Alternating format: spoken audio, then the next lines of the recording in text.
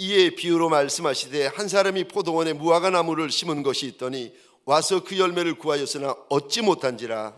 포도원 주기에게 이르되 내가 3년을 와서 이 무화과 나무에서 열매를 구하되 얻지 못하니 찍어버리라. 어찌 땅만 버리게 하겠느냐. 대답하여 이르되 주인이여 금년에도 그대로 두소서. 내가 두릅하고 거름을 주리니. 이후에 만일 열매가 열면 조건이와 그렇지 않으면 찍어버리소서 하였다 하시니라. 아멘. 아멘. 오늘 말씀을 가지고 큰일 납니다 라는 제목으로 주님이 주시는 말씀과 은혜를 함께 나누기를 원합니다. 저를 한번 따라해 주시겠습니까? 큰일 납니다. 큰일 납니다. 그렇게 하시면 큰일 난다고 오늘 본문에서 우리 주인 예수께서 말씀을 하십니다. 오늘 본문에서 포도원에 무화과 나무를 심습니다.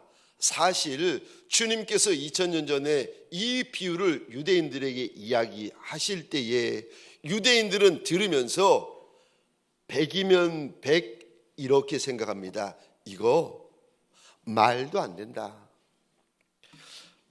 왜냐하면 무화과 나무는 원래 길가에 심겨지는 나무입니다. 그러니까 나무 자체가, 무화과 나무, 이 나무 자체가 흔한 나무고 천한 나무고 싸구려 나무예요. 그러니까 길바닥에 가로수로 심겨지는 나무입니다. 그래서 우리 예수님께서 고난주간이 시작되어지는 월요일날 아침에 길을 가시다가 시장하셔가지고 입이 무성한 무화과 나무를 보시고는 열매가 있을 줄로 생각하시고 입을 헤치시고 열매를 찾는데 열매가 없는 거예요. 이거를 보시고 주님이 분노하십니다. 그러니까 무화과 나무는 귀한 나무가 아니고 싸구려 나무고 천한 나무고 흔한 가로수 나무입니다. 생각해 보시기 바랍니다. 가로수, 저 플라타누스 나무를 누가 인삼밭에, 그 귀한 인삼밭에 심는 이가 누가 있겠습니까? 만약에 여러분 가로수를 인삼밭에 심었다, 무화과 나무를 포도원, 그 귀한 포도밭에 심었다, 그러면 죄송합니다, 사람들이 어떻게 말하는지 아십니까? 저 사람, 저 주인 이거다. 이 느낌이 오시죠? 무화과 나무를 포도밭에 심는 거, 이거 말도 안 되는 이야기를 우리 주님께서 하십니다. 제정신이면, 주인이 제정신이면 이럴 수가 없습니다. 원래 무화과 나무는 그런 나무가 아닌데 오늘 본문에 보니까 주인이 무화과 한 그루를 취하여서 귀하디 귀한 포도원 한복판에 심습니다. 오늘 본문을 통하여 우리 주님께서 무슨 말씀을 하시는가? 말도 안 되는 비유, 말도 안 되는 이야기를 주님께서 오늘 본문에서 우리에게 하시면서 주님은 지금 왜 우리에게 이러면 큰일 난다고 말씀하시는 겁니까? 무엇 때문에 큰일 난다고 말씀하시는 겁니까? 첫 번째요, 시간 낭비하면 큰일 난다, 시간 낭비하면 큰일 난다고 일러주십니다. 주인이 무화과 나무를 포도원에 심습니다. 그리고 3년을 와서 열매를 구하고 있는데 열매를 얻지를 못합니다. 주인이 무화과 나무를 위하여서 1년을 기다려주고 2년을 기다려주고 3년을 기다려주고 오늘 본문에 보니까 4년을 기다려줍니다. 그런데 이 무화과 나무가 어찌된 일인지 열매를 원어에 보시면은요 단수입니다. 열매 하나도 맺어내지를 못하는 겁니다. 무화과 나무가 지금 허송세월하고 있습니다. 무화과 나무가 지금 세월만 보내고 세월만 축내고 있는 거예요. 이러면 큰일 납니다. 무화과 나무가 자기가 심겨질 길바닥에 심겨진 것이 아니라 과분한 포도원에 지금 심겨져 있는데 그 과분한 곳에서 시간만 보내고 있고 과분한 곳에서 허송세월만 하고 있습니다. 시간이 지났는데도 주인에게 내어드릴 열매가 아무것도 없습니다. 오늘 본문을 통하여 우리 주님께서 저와 여러분들에게 이런 말씀을 하십니다. 세월을 아껴야 한다. 세월을 아껴야 한다. 에베소서 5장 15절, 16절, 17절입니다. 우리 화면을 보시면서 함께 읽겠습니다. 시작. 그런즉 너희가 어떻게 행할지를 자세히 주의하여 지혜 없는 자 같이 하지 말고 오직 지혜 있는 자 같이 하여 세월을 아끼라. 때가 악하니라. 그러므로 어리석은 자가 되지 말고 오직 주의 뜻이 무엇인가 이해하라. 아멘. 때를 아끼는 자, 세월이 정금보다 귀한 줄 알아. 시간을 아끼는 자를 가리켜서 주님이 그가 지혜로운 자다. 그가 지혜로운 자다. 시간을 낭비하는 자, 세월을 낭비하는 자, 청춘을 낭비하는 일을 가리켜서 그가 미련하고 어리석은 종이라고 주님이 일러주십니다. 여기서 에베소서 5장에서 말씀하시는 시간이라는 것은 원어로 보면 카이로스라고 해가지고 양적인 시간이 아니라 어찌 보면 질적인 시간입니다. 무슨 말인가 하면 하나님께서 나한테 주신 기회를 의미합니다. 시간을 아낀다는 말이 무슨 말인가? 하나님께서 나한테 주신 기회를 놓치지 말라는 말입니다. 하나님께서 은혜를 주셔서 이런 기회 주시고 저런 기회 주시고 기회를 자꾸 주시는데 선한 기회, 거룩한 기회, 특별한 기회, 쓰임받을 수 있는 기회, 열매 맺을 수 있는 기회들을 주시는데 어리석고 미련해가지고 기회를 자꾸 잃어버리는 거예요. 시간 낭비하면 안 된다. 시간 낭비하면 큰일 난다. 시간 낭비하면 큰일 난다. 주님께서 오늘 본문을 통하여 우리에게 경고하십니다. 제가 이민교회 부교육자로 섬길 때에 어느 장로님 한 분이 계셨는데 이 장로님은 연세가 90 중반이세요. 그러니까 주일 오전 예배를 드시고 나면 육신이 쇠하여지셔가지고 감당을 못 하시는 거예요. 예배당과 식당 사이에 소파가 하나 있었는데 예배가 끝마치고 나면 90 중반에 드신 그 장로님이 늘 소파에 누워 계셨어요. 제가 그때 30 중반입니다. 제가 이래봐도 30 중반일 때가 있었어요. 근데 30 중반인데 아니 90 중반에 사신 분들은 그 장로님은 도대체 얼마나 긴 세월을 사셨을까 싶어가지고 제가 한날은 장로님 옆에 싹 갔어요. 장로님께 물어봤습니다. 장로님이 지금 90 중반을 이렇게 살아오셨는데 90 중반 평생을 이렇게 90 중반을 살아오셨는데 그 기간이 얼마나 깊디까 물어봤더니 지금도 그 장로님의 대답이 귀에 쟁쟁합니다. 장로님이 저를 이렇게 보시더니 그러시는 거예요. 목사님, 90평생이 잠깐입니다. 눈 깜빡할 사이에 90평생이 지나가버리더라는 겁니다. 세월 아끼셔야 됩니다. 쓸데없는 거 쳐다보고 안 봐도 되는 거 보느라고 시간 낭비하고 안 해도 되는 것 하느라고 시간 낭비하고 안 가도 되는 거 가느라고 시간 낭비하고 있으면 큰일 납니다.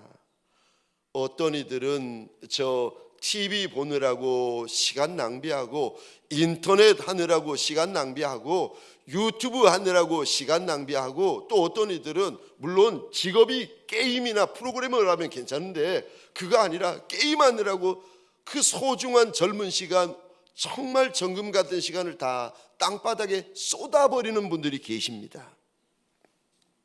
그것에 대해서 결단하셔야 됩니다. 모세는 이렇게 말합니다. 시편 90편입니다.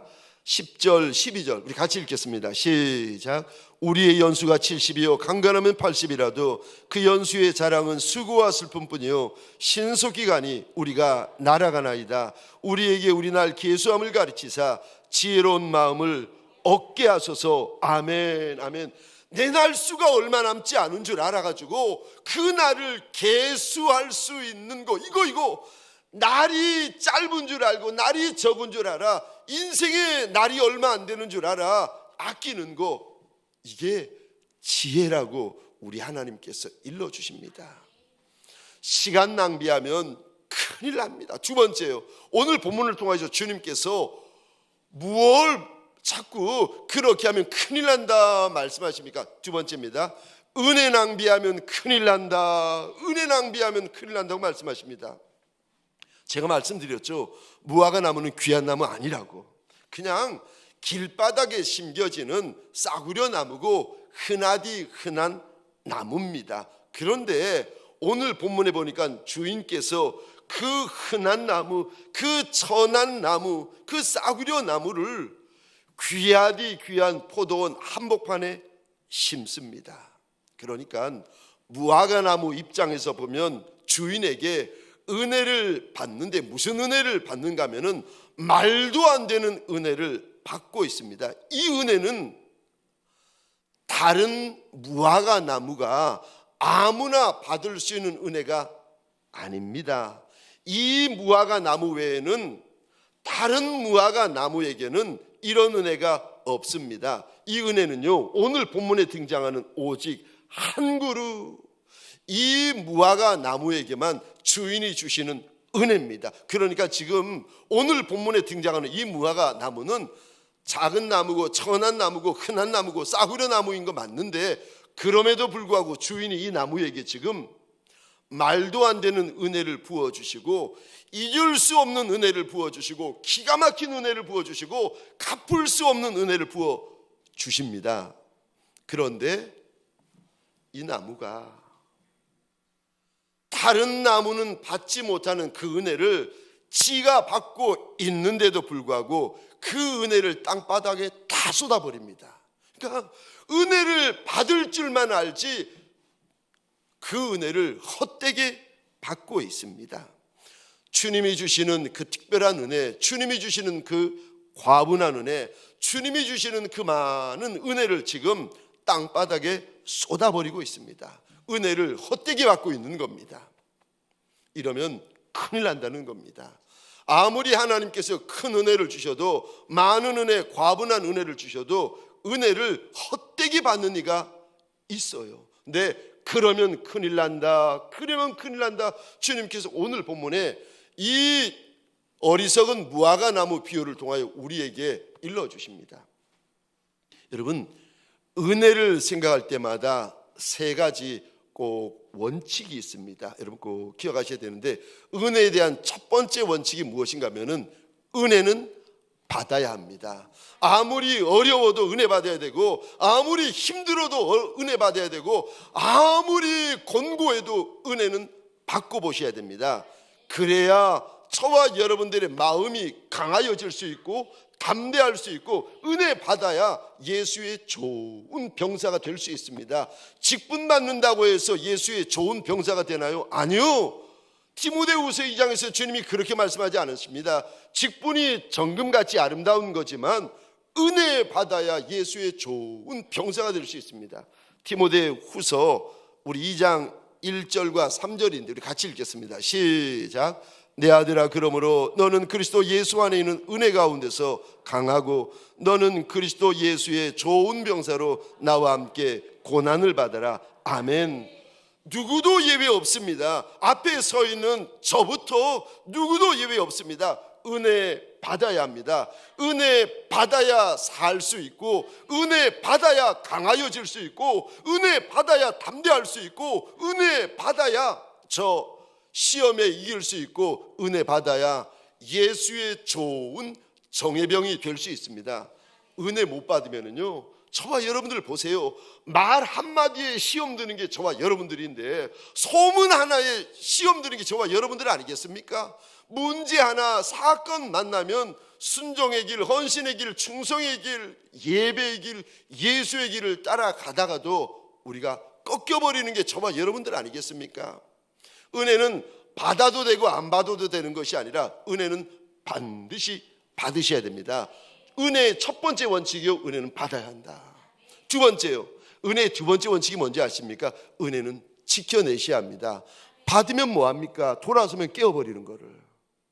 하나님께서 큰 은혜 주시고 과분한 은혜 주시고 갚을 수 없는 은혜를 주셔도 돌아서면 깨어버리고 돌아서면 깨어버리고 어렵게 은혜를 받고 힘들게 은혜를 받고 다니엘 특세 세일에 죽을 고생을 하면서 여러분 그거 아시죠? 제가 얼마 전에 그 다니엘 세일의 특세 때였는데 올로 목사님께 전화를 드려서 목사님 사회복지주일 예물을 위해서 산부예배 때 설교 한번 하시면 어떻겠느냐고 그랬더니 목사님이 펄쩍 뜨시면서 아유 힘들어서 못한다고 그러면서 그냥 전화를 끊으셨어요. 근데 그 다음날 새벽에 몰랐죠. 그 다음날 아침에 목사님이 전화 오셔서 이런 얘기를 하시는 거예요. 이 목사, 내가 새벽에 일어나서 기도를 하고 있는데 주님이 오셔서 막 책망을 하시는데 두 가지 말씀을 하시더라는 거예요. 하나는 원로 목사님을 보시면서 지금 이경렬 목사가 고생하고 있다. 다니엘 특세하느라고 너무 고생하고 있다 이 첫마디 하시더래요. 그래서 제가 아이고 내가 고생하는 거 그래 맞기는 맞네. 아유, 지금 그냥 고생한다 그러시니까 그냥 나만 이렇게 고생하는 척 이렇게 흉내내는 게 아니라 고생하는 건 맞는구나. 내가 힘들어하는 건 맞는구나. 주님이 알아주시는구나 싶었고 두 번째 주님이 막 책망을 하시는데 네가 왜 말씀을 안 전하느냐고 왜 내가 말씀을 전하라고 했는데 말씀을 왜 안 전하느냐고 그래서 목사님이 주님께 그런 고백을 했다는 겁니다. 하나님 제가 그 말을 10년, 20년, 30년째마다 사회복지 주일마다 그 루라 이야기를 하고 그 이야기 했는데 뭘 또 합니까? 그랬더니 네가 했다고 저들이 아느냐고 그 말 했다고 그게 저들을 안에 심겨진 줄 아냐고 심겨질 때까지 해야지 네가 왜 그렇게 하느냐고 막 주님이 책망을 하셔가지고 알겠습니다. 그럼 지금 잘못했습니다. 제가 다시 하겠습니다. 해가지고 이제 그 다음날 아침에 전화가 오셔서 하신 거예요. 우리가 특세할 때 여러분들만 죽을 고생하는 게 아니라 앞에 서 있는 저도 죽을 고생 해가면서 제가 지금 낮인지 밤인지 모르고 제가 그 21일 동안에는 특세할 때 이렇습니다.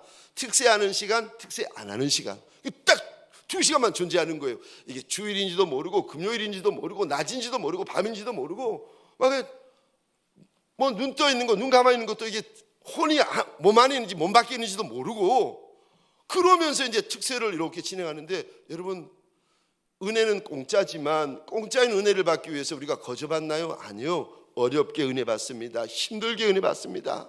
근데 그렇게 은혜를 받아놓고 저와 여러분들 우리 대부분은요 돌아서면 깨어버립니다. 하나님께서 그 귀한 은혜 무화과나무에게 주셨던 그 과분한 은혜를 저와 여러분들에게 주시는데 돌아서면 깨어버리고 혈기 부리다가 깨어버리고 소리 지르다가 깨어버리고 미워하다가 깨어버리고 믿음 없는 말 하다가 깨어버리고 하면 안 되는 일 하다가 깨어버리고 분명히 은혜는 받았어요. 만약에 저와 여러분들이 주님이 우리한테 주신 은혜 나한테 주신 은혜를 하나씩 쌓아 올리면 아마도 큰 성을 세우고도 남았을 겁니다. 그런데 지금 이렇게 돌이켜보면 내가 받았던 그 많은 은혜 내가 받았던 그 많은 과분한 은혜들이 어디 있는지 흔적조차 찾을 수 없을 때가 많이 있습니다. 은혜는 받았어요. 근데 받은 은혜가 어디 갔는지는 흔적도 못 찾습니다. 그런 분들은 저와 여러분들 이런 분들입니다. 은혜를 헛되게 받은 분들. 고린도후서 6장 1절입니다. 우리가 하나님과 함께 일하는 자로서 너희를 권하노니 하나님의 은혜를 헛되이 받지 말라. 은혜를 헛되게 받아버리면 안 됩니다. 받은 은혜를 지켜내셔야 합니다. 은혜의 세 번째 특징이요. 세 번째 은혜 하면 우리가 기억해야 될 세 번째 원칙이 있는데 은혜의 세 번째 원칙은요. 은혜는 쌓아 올리셔야 됩니다. 은혜는 받아야 합니다. 은혜는 지켜야 합니다. 그리고 은혜는 쌓아 올리셔야 됩니다. 그러다 보면은 예수의 은혜가 내 실력이 되어집니다. 내가 학벌은 없고 내가 재물은 없을지라도 예수의 은혜, 예수의 긍휼이 내 실력이 되어지는 인생들이 있습니다. 그런 다윗이 그 인생 아니겠습니까? 아브라함이 그 인생 아니겠습니까? 모세가 그 인생 아니겠습니까? 다니엘이 그런 인생 아니겠습니까? 우리가 아는 믿음의 용사들, 세상적으로 보면 배운 것이 없는데 예수의 12제자들 학벌이는 이가 누가 있겠습니까? 그런데 아무것도 없는데 그들에게 무엇이 있는가 하면 예수의 은혜가 실력이 되고 예수의 긍휼이 실력이 된 이들 아니겠습니까? 고린도전서 15장 9절 10절입니다. 바울은 이렇게 고백합니다. 시작. 나는 사도 중에 가장 작은 자라. 나는 하나님의 교회를 박해하였으므로 사도라 칭함받기를 감당하지 못할 자니라. 그러나 내가 나된 것은 하나님의 은혜로 된 것이니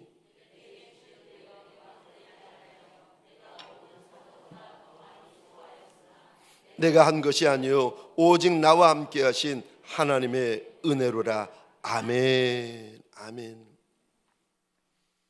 저와 여러분들 예수 골고다 십자가의 보혈 때문에 우리를 영원한 불못에서 영원한 천국으로 옮겨주셨습니다. 뿐만 아니라 예수의 살을 먹고 예수의 피를 마신 자가 되었고 2000년 전 마가의 다락방에서 주님의 조물주의 손을 들어서 저와 여러분들의 더러운 발, 추한 발, 부정한 발을 깨끗하게 씻어 주셨습니다. 은혜 중에 은혜죠. 그 2000년 전에 은혜만 있습니까? 아니요. 지금까지 어미의 복중에서 지금까지 은혜가 이어진 거 아니겠습니까?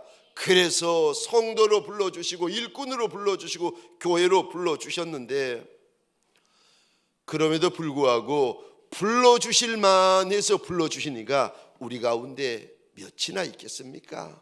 써주실만 해서 쓰임만 우니가 우리 가운데 몇이나 되시겠습니까? 불러주신 은혜, 쓰임받는 은혜를 잊으시면 안 됩니다. 한순간도 잊어버리시면 안 됩니다. 잊어버리면 그때부터는요 큰일 나는 종이 됩니다. 소원합니다. 주님께서 내게 부어주신 그 은혜 꿈에도 잊어버리지 아니하시기를 주의 이름으로 축원합니다. 죽어도 잊어버리지 않고 무덤에 들어가서도 평생에 내게 부어주신 그 은혜를 고마워하며 감사해야 하는 예수의 착하고 충성된 종들이 되시기를 주의 이름으로 축원합니다. 마지막 세 번째, 무엇하면 큰일 난다고 오늘 본문에 말씀하십니까? 세 번째입니다. 열매 없으면 큰일 납니다. 오늘 본문은 넉 절밖에 안 되는 짧은 구절입니다. 그런데 이 짧은 구절에서 우리 주인 예수께서 반복하시는 단어가 있는데 이 단어입니다. 한번 보십시다. 6절입니다. 열매다. 7절입니다. 열매다. 9절입니다. 열매다. 내가 여기까지 산 것이 정말 주의 은혜입니다 고백하는 이들, 그들이 저고 그들이 여러분들이 아니겠습니까? 그런 분들이 지금 영상으로 금요 심야에 참여하는 분들이 아니겠습니까? 이 말씀이 정말 내 말씀이고 이 은혜가 나한테 부어주신 은혜 맞습니다 고백하는 이들에게 잊어버리지 말아야 될, 평생에 잊어버리지 말아야 될 단어가 있는데 이 단어입니다. 열매. 무화과 나무에게 그 싸구려 나무 무화과 나무에게 주인이 말도 안 되는 은혜, 과분한 은혜를 부어 주셔서 포도원에 심어 주십니다. 그리고 한 해를 기다려 주시고 두 해를, 세 해를, 네 해를 기다려 주시면서 주인에게 소원이 있었습니다. 열매입니다. 그런데 주인의 은혜는 받고 있으면서 몇 년이 가도 이 나무에게 열매 하나가 없는 거예요. 원어로 보시면 열매라는 단어가 이렇게 단수입니다. 열매들을 말씀하시는 거 아니에요. 그런 말도 안 되는 은혜, 과분한 은혜를 받았으면서 그 인생, 그 나무, 그 그릇 주님이 오셔서 들춰보시는데 열매가 하나도 없는 겁니다. 열매 없는 나무, 열매 없는 인생은 어떻게 되는 겁니까? 7절에 이 단어 보시겠습니까? 찍어버리라. 9절입니다. 찍어버리라. 여러분, 열매가 뭔데 우리 주인께서 이렇게 무서운 비유를 우리에게 일러주시는 겁니까? 열매가 뭔지 아십니까? 무화과 나무에게 열매는 사명입니다. 다른 무화과는 길바닥에 심겼어도 자기의 사명을 묵묵히 감당합니다. 그래서 길바닥에 심겼어도 열매를 주인에게 내어드리고, 저 광야에 심겼어도 열매를 내어드리고, 척박한 골짜기 한복판에 심겼어도 무화과 나무는 열매를 내어드립니다. 왜요? 무화과 나무에게 열매는, 무화과는 사명이기 때문에 그렇습니다. 배나무에게 배는 사명이에요. 감나무에게 감은 사명이에요. 탱자나무에게 탱자는 사명입니다. 왜냐하면 조물주 하나님께서 천하 만물을 창조하실 때에 그거를 명령하셨기 때문입니다. 과일나무에게 열매는 열매일 뿐만 아니라 사명입니다. 그런데 시간이 지나고 세월이 흘러도 사명을 감당하는 흔적이 없는 거예요. 저 요한복음 15장에 보시면 열매 없는 나무가 어떻게 되는가? 밖에 버려진다, 말라지고 불태워지게 된다 경고하십니다. 열매는 있어야 합니다. 반드시 열매가 있어야 되고 열매가 많아야 됩니다. 그래야 요한복음 15장에 보시면 열매를 통하여 우리 하나님 아버지께서 영광을 받으시게 될 것이고, 열매가 있으면 너희가 내 제자가 되리라 말씀하십니다. 여러분, 열매는 있어도 되고 없어도 되고 그렇지 않습니다. 지금이야 저와 여러분들 눈에 들어오는 것이 저 학벌이 먼저 눈에 들어오고, 재물이 먼저 눈에 들어오고, 집의 평수가 먼저 눈에 들어오고 그러지 않습니까? 어떤 분들은 또 외모가 먼저 눈에 들어오는 분도 계십디다. 외모가 먼저 눈에 들어오고. 그런데 70년이 지나고 이 땅에서의 80년이 지나고 우리의 영원한 주인 되시는 주님 앞에 설 때에 그분이 원하시는 거, 그분이 바라시는 거 하나밖에 없습니다. 학벌도 아니고 재물도 아니고 지위도 아니고 열매. 저는 이 말씀을 이렇게 묵상하다가 세상에서 제일 비참한 종이 누굴까? 제일 불쌍한 종이 누굴까? 열매 없는 종. 지금이야 아버지 밑에 있고 어머니 밑에 있고 부모님 밑에 있고 같이 살아가는데 주님 앞에 설 때는 주님과 나 1대1로 만나게 되어집니다. 여러분들이 그렇게 서게 될 것이고 저도 그렇게 서게 됩니다. 우리가 예수를 믿고 예수의 은혜로 살아가는 거, 내가 정말 이거 믿고 내가 정말 이거 인정합니다라고 하시는 분이 있으면 마음 가운데 잊어버리지 말아야 될 단어가 하나 있는데 열매. 이 열매라는 단어는요 무엇과 연결되는가 하면 제가 말씀드렸죠. 사명. 내가 어떻게 이 땅에서 열매 많은 종이 될 수 있습니까? 요한복음 15장에 보니까 이렇게 말씀하십니다. 주 안에 있어야 한다. 예수 안에 있어야 열매가 많은 인생이 된다. 주님이 말씀하십니다. 이게 땅의 일이든 하늘의 일이든 육의 일이든 영의 일이든 열매가 많으시려면 예수 안에 있어야 됩니다. 요한복음 15장 4절 5절입니다. 우리 같이 읽겠습니다. 시작. 내 안에 거하라 나도 너희 안에 거하리라.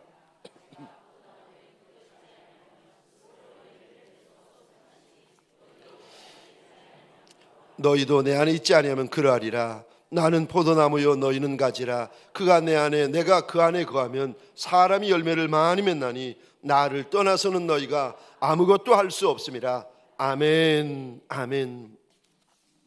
예수 안에 있어야 열매가 있고 예수 안에 있어야 열매가 많다. 우리 주님께서 우리에게 말씀을 하십니다.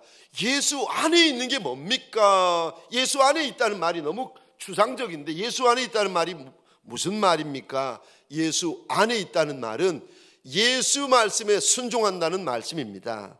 요한복음 15장 10절입니다. 주님이 그것을 풀어서 이렇게 말씀하십니다. 함께 읽겠습니다. 시작. 내가 아버지의 계명을 지켜 그의 사랑 안에 거하는 것 같이 너희도 내 계명을 지키면 내 사랑 안에 거하리라. 아멘. 말씀에 순종하는 것이 예수 안에 거하는 것입니다. 그러니까 예수를 사랑하는 자가 예수의 말씀을 지키게 되고 예수의 말씀을 지키는 자가 예수 안에 거하는 자입니다.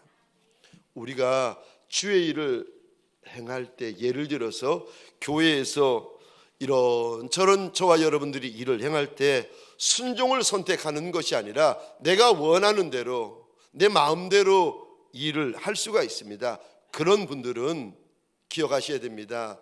지금 주의 일을 하시는 것이 아니라 내 일을 하는 것입니다. 평생 교회를 섬겼는데 평생 내 일만 할 수가 있어요.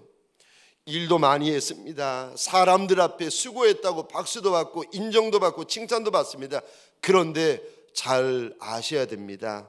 주의 일을 한 것이 아니라 내가 하고 싶은 내 일을 한 겁니다. 만약에 저와 여러분들이 교회에서 일을 많이 하셔도 주의 일을 한 것이 아니라 내 일만 하셨다면 마지막에 주님 앞에 섰을 때에 받을 칭찬도 없고 받을 상급도 없고 받을 면류관도 없게 되어집니다.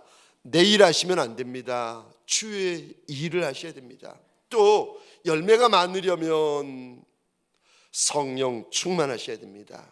12지자 보시기 바랍니다. 복음서에 보면은 성령 충만 받기 전에도 전도도 했고 병도 고치고 귀신도 쫓았습니다. 열매가 있었어요. 근데 성령 충만을 받지 못해도 열매는 있을 수 있어요. 그러나 성령 충만 받게 되면 그 열매는 하늘과 땅 차이입니다. 그래서 부활하신 주님이 첫 마디가 성령 받으라. 그리고 40일 후에 이 땅을 떠나실 때 남겨질 제자들에게 하셨던 마지막 명령 역시 성령 받으라. 오직 성령 아니었습니까?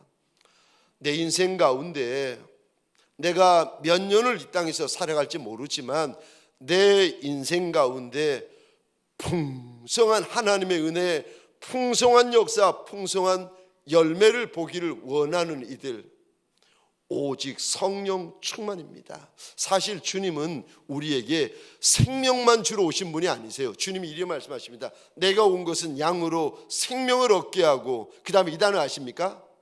더 풍성히 얻게 하려 하심이라. 그러니까 생명 얻는 것은 시작이고 결론은요 풍성함입니다.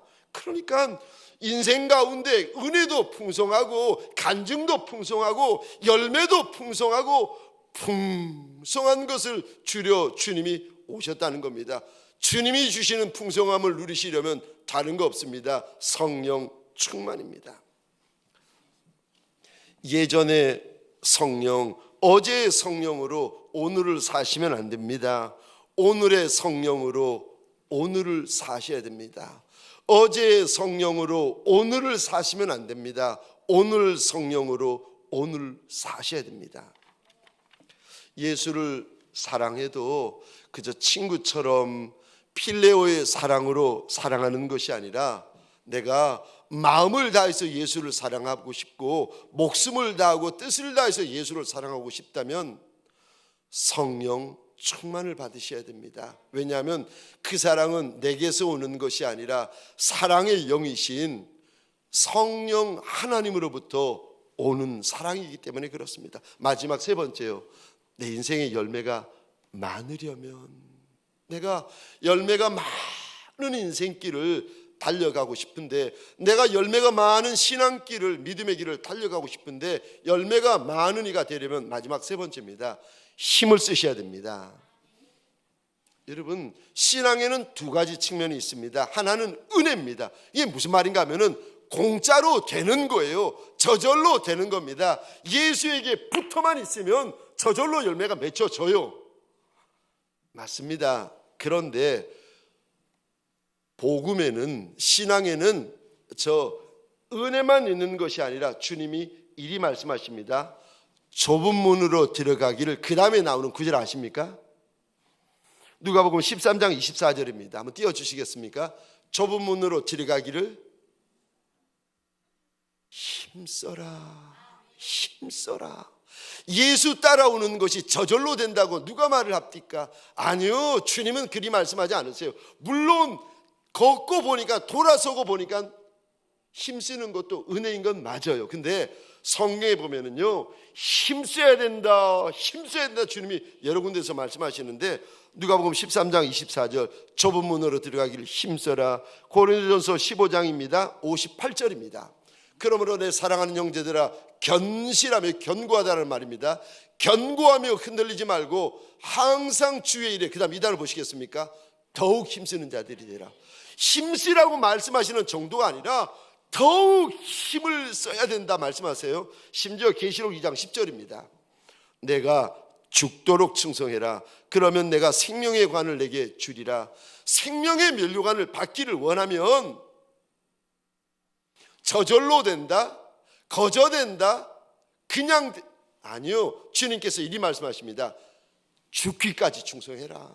죽어도 충성해야 된다. 힘쓸 뿐만 아니라, 더욱 힘쓸 뿐만 아니라 죽기까지 충성하라고 말씀하십니다. 로마서 12장 11절입니다. 우리 같이 읽겠습니다. 시작.